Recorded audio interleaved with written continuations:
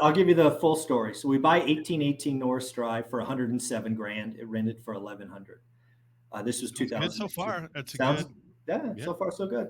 Good. Again, if you don't remember, like if you haven't been investing before the crash, 2004, 2005 were pretty good appreciation years. So we sold that. We did a 1031 exchange. We sold it for 264, not even 3 years later. So it more than doubled in 3 years. 107 to 264. We moved that equity into an apartment building that we still own today. We still own that apartment today. That the buyer lost it in 2009. It was foreclosed at 75 grand. So my market of Fresno, California went from 264 to 75, right? That's a 70% drop. Its value today, what is that? 15 years later is 367. So, or 337, sorry.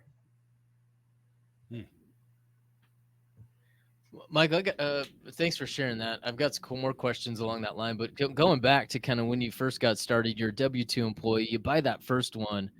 I'd love to hear maybe about some of the struggles or some of the difficulties there, right? Buying that first one is never easy. Difficulties. Doesn't it just go smooth like you see on social media or whatever? You just buy it and cash flow it, then you refinance and you're rich. Yeah. And you're rich. Yeah. You just refi all your equity out and it's good from there. Well, unfortunately, Norris Drive did not go well the first time. And the sad part is we did everything right. So we don't live in Fresno. We're about 2.5 hours away. So we had a property manager.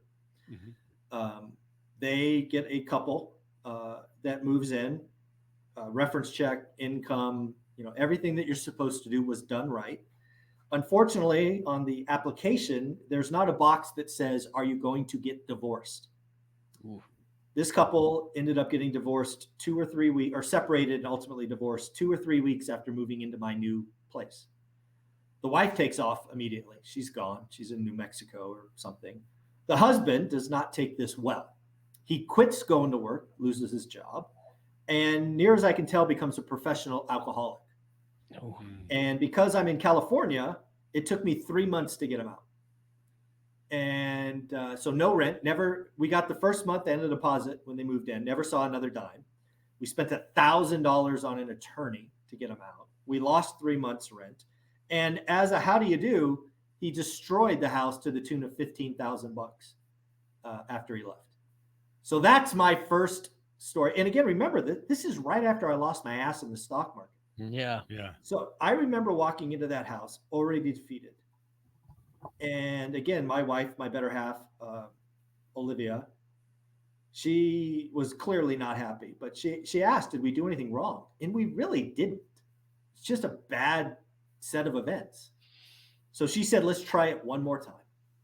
So we cleaned it up. We did the repairs. We moved another tenant in. And thankfully, that tenant never missed a rent payment, never had a repair issue until we sold that property, 2.5 years later. But yeah, dude, again, I don't know the city. I've never been there. I almost gave up before we got started, frankly. You want to see the entire episode? Click here. If you want to learn how investors use infinite banking to increase their returns and lower their taxes, click here. If you want to see if infinite banking is for you and you have some questions, hop on a discovery call with us and one of our coaches. The link for that will be in the description.